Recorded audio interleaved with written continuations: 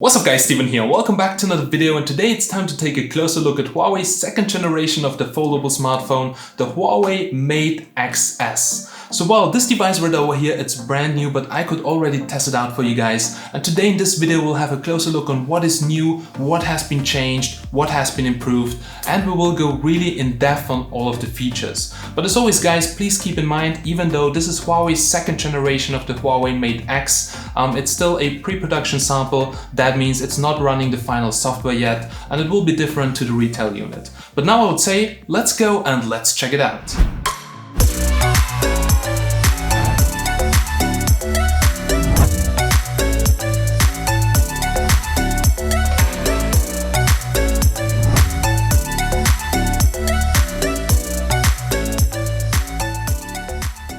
Alrighty ladies and gentlemen, there we go, and here's the brand new Huawei MATE XS. So this will be a longer video because I want to go really in depth on this smartphone, and well, this will probably be the most complete video you can see on that phone, so make sure to stay tuned. Alrighty guys, then let's have a closer look here at the back.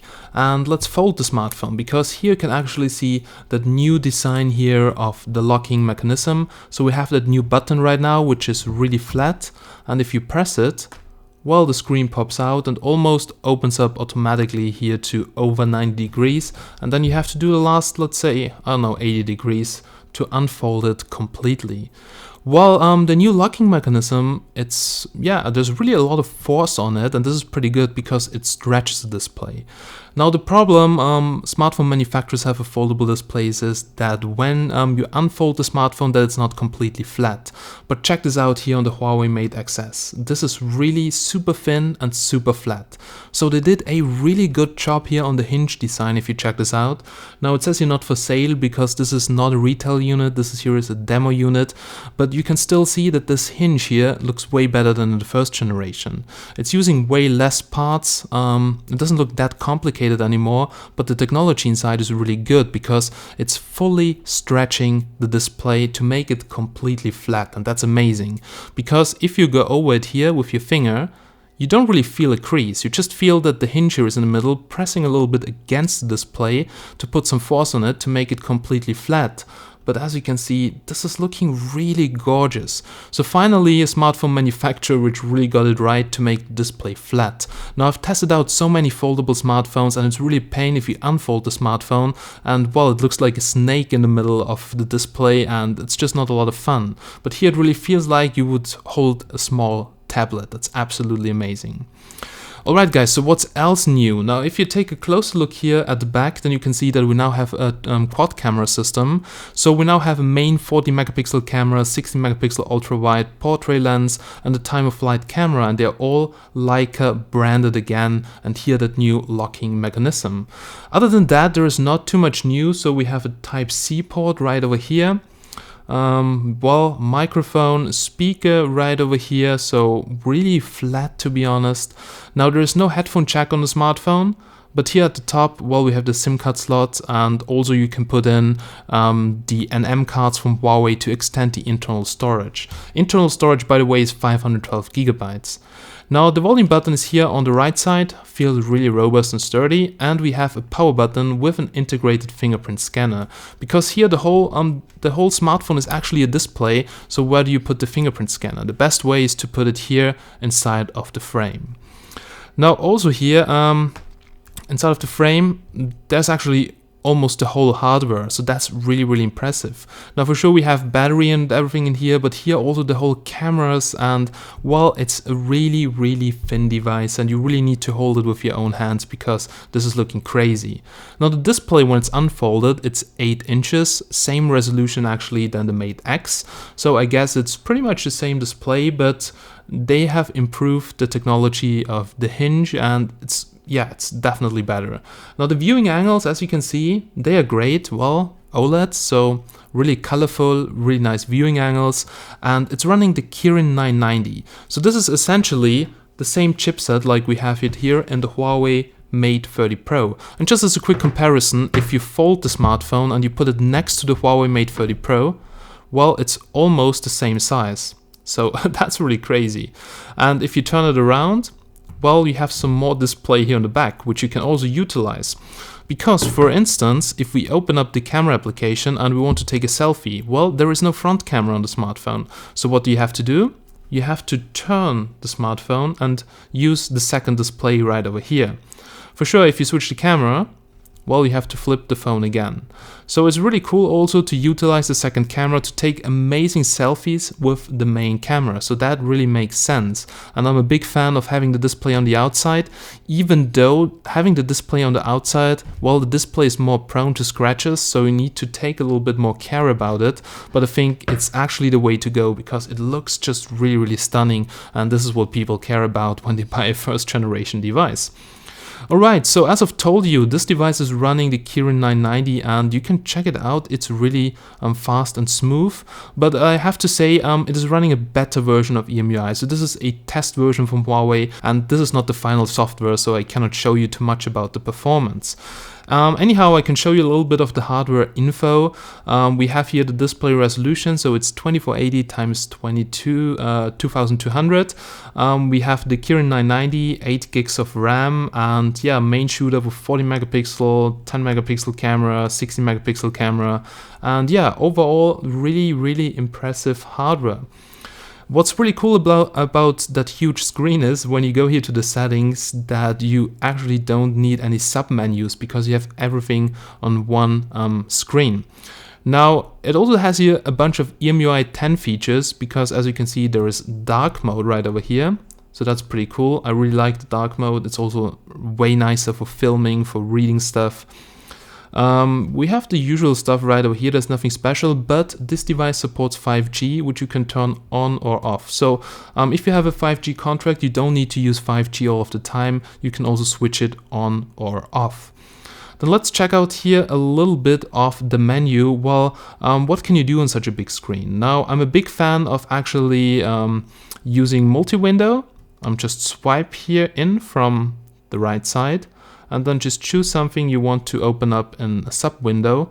Oh my bad, I have to tap and hold at the blue line at the top. So then you can drag and drop around some window where you can open up, for instance, a chat while checking out something in the browser. And actually that's really cool to, for instance, chat with a friend while doing something on the web browser or checking out a document. So it really gives you some more additional space to do two things at the same time. Now, well, as you did probably already see, the smartphone does not come with Google. So it comes with Huawei's own app gallery. The app gallery, I did a video on it on my Mate 30 Pro. It's definitely improving, so over time there are more and more applications in the app gallery. As I've told you, not the finished software, so it's also not running the latest version of the app gallery. But as you can see, there are even a bunch of local apps from my country, apps from bigger brands. There is TikTok, there's even Snapchat on it, Amazon. So plenty of companies are now actually pushing their applications to the app gallery to make an alternative to the Google Play Store. If you cannot find some applications, you can also just download the Aptoide App Store, where you can download applications, games, whatever. You will basically find almost every application you can also find in the Google Play Store in this third-party store. Even Tinder, if you want to swipe on the big smartphone, that would be a lot of fun. And yeah, also a bunch of games, even Fortnite is in the Huawei App Gallery, so there are plenty of alternatives. Now, I really like to watch YouTube, but yeah, watching YouTube is not possible because you don't have the YouTube application on it. But there is a really nice workaround for watching YouTube videos, and this is called Vanced. So you need to check it out. It's actually also really cool if you don't like the YouTube application on your smartphone. So you can just go here to Aptoide and install it directly from there.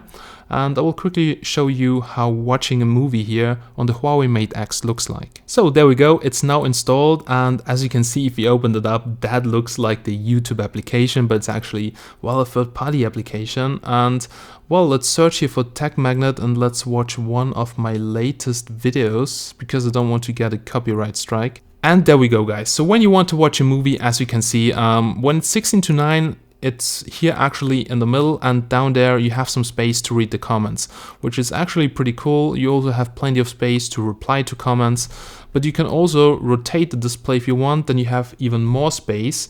And here, as you can see, you also have the side menu where you can check out stuff. You can, for instance, here open up a video, switch to another video, check out the next video, check out some comments here on the left side. So having a larger display on a smartphone is something that is also really cool. And for instance, if you want to open up a chat, you can do that. You could choose here, for instance, messaging, and then it's drawing another window here over the YouTube app where you can, for instance, talk with a friend regarding a video and chat in WhatsApp, Facebook, or whatever. And this is mostly what I actually used it for, when using the big screen and watching movies. Now, regarding the speaker, we have here a single speaker right over here, and we have here the earpiece at the top. The earpiece is very tiny, but it sounds pretty good, to be honest. We can also quickly play back some music, so you can check out the speaker quality. And let me go back here. So here's some copyright-free music, guys.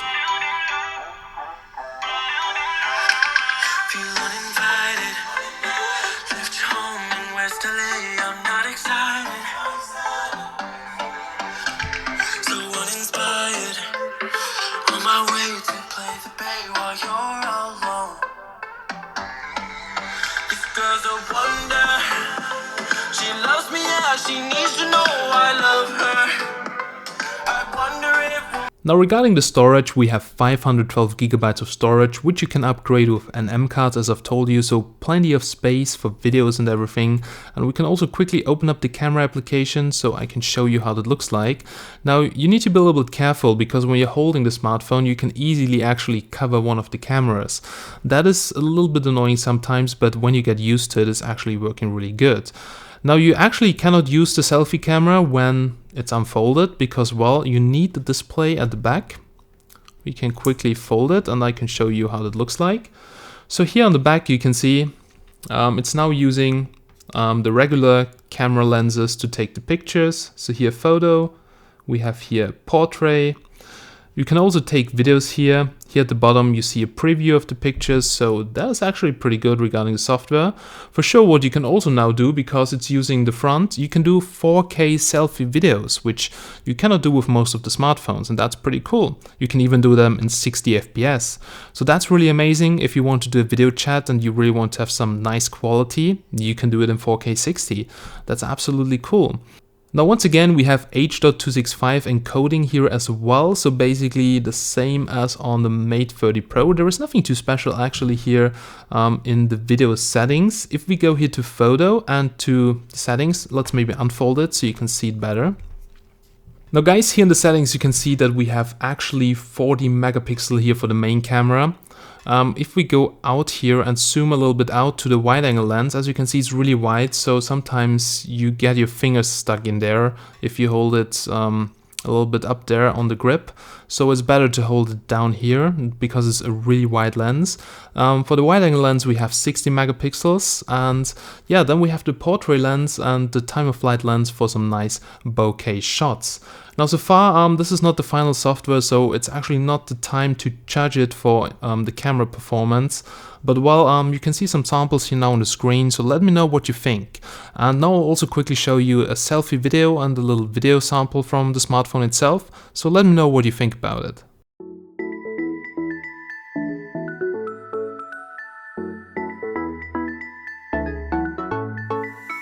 I've been waiting all my life for something. I've been down the darkest roads and up in the clouds, but I've always felt that something's missing. That was until I found you right there in the crowd.